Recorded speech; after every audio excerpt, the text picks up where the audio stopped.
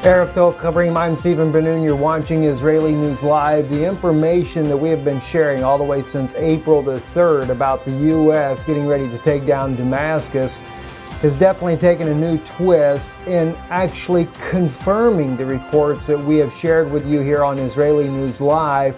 For those that have been skeptical about the reports that we have spoken about, RT News reporting to you here today on May the 18th, 2017. In an article here, let me have a little trouble dealing with RT's web pages here with some issues on being able to look at stuff in Russian news here lately. Anyway, U.S.-led coalition confirms airstrikes on pro-government convoy in Syria, citing threat to U.S. partner forces.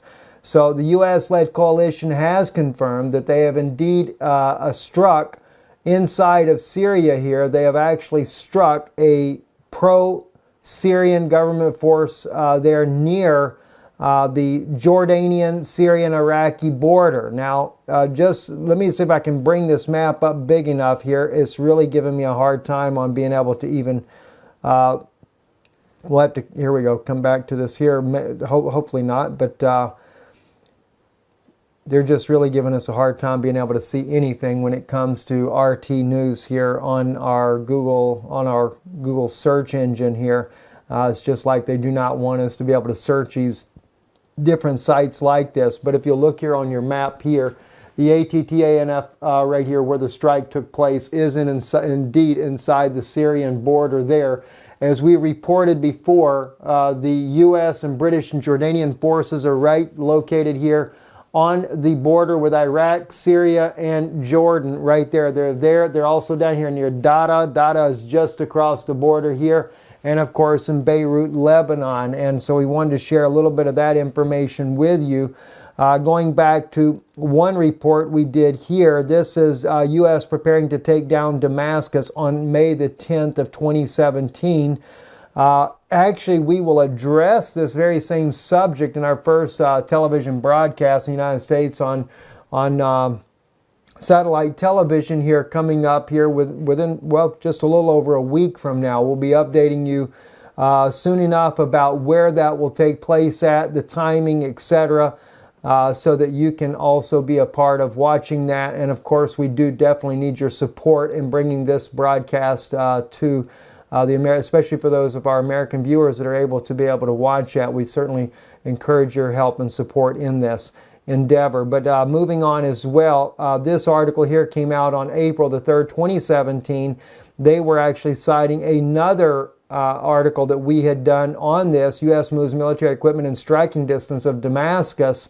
And this is where we were talking about exactly what I was showing you here. And in fact, on this particular clip of the video, it actually has the Israeli website, Russian language website that we were using in this clip right here, that they were writing about the fact that the U.S., British, and Jordanian forces were working together in that very location that I just shared with you a moment ago. So it is confirmed. The U.S. has admitted, their coalition, that they have struck Syrian positions. They have bombed a militia group fighting alongside the Syrian government forces in the southern Syria on Thursday. The U.S.-led coalition has confirmed this. The coalition said in a statement that the Syrian forces posed a threat to U.S. and partner troops at a Tanaf base near the Syrian-Iraq-Jordanian border. There is conflicting reports, though. According to the U.S., they said that they had given warning to this group that was moving near and had warned them. And of course, the Syrians are saying that this was never the case. I believe Russia was trying to get the U.S. to stand down and not actually strike the Syrian forces there. So nonetheless, it is escalating the situation and could easily spiral this completely out of control. Also moving on into other news as well, or actually let me just kind of touch on this as well. This was from Sam Drew on his Twitter page. He had shared with us recently here one of the drone bases that's also located in that area there as well. So whether or not, I think it was a bomber, a coalition bomber that actually struck this convoy, but there is a drone surveillance that's being done right there across the border. So it still comes to, as we've been saying all along, the U.S., British, and other allied forces there are planning an attack on Damascus.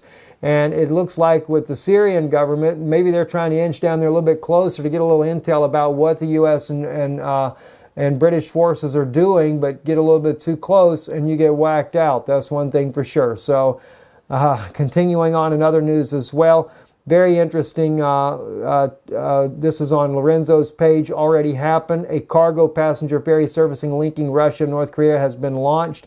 And of course, well, we can't play the video on that now. I wish I could have, though, for you. But anyway, we mentioned that to you yesterday. And yes, that ferry has, for the first time, actually sailed to Russia, coming across that little channel of water there.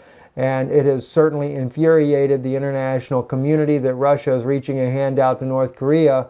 But I kind of think that Russia does this more or less intentionally, seeing that they have the sanctions on Russia. Russia's like, well, you got sanctions on us, so we'll do business with everybody that you seem to hate. That seems to be the way that Russia deals with that. This is something I caught. This is on Walid's Twitter page here. I thought it was very interesting, and I think it's something that everyone should be aware of. This is the famous white helmets. You're going to see them in just a moment. They are there watching an execution that is taking place. This is actually an execution right there at Dara. Anyone still defending this scum as an accessory to murder in Syria, says Walid in his comment, on this. And I have to agree with Walid on that. This is horrendous. And this is the very famous group that the U.S. has made famous by, giving them some kind of Oscar winning for their acting. Well, yeah, they are definitely good actors, but the problem is they're realistic actors living in real time of the things that are going on there. And of course, their acting, though, is faking a lot of the drama, but things like this is the reality of what they really do. Take a really close look at what happens. It is graphic. Let me warn you now before we play this. This man will be shot in the back of the head at point blank range.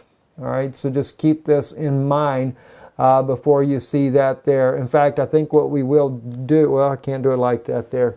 Anyway, just please be aware of that. And so if you have small children that are watching, excuse them from the room here. But let's go ahead because we want to roll this so you can see what actually happens with the white helmets as they come immediately and pick up the body.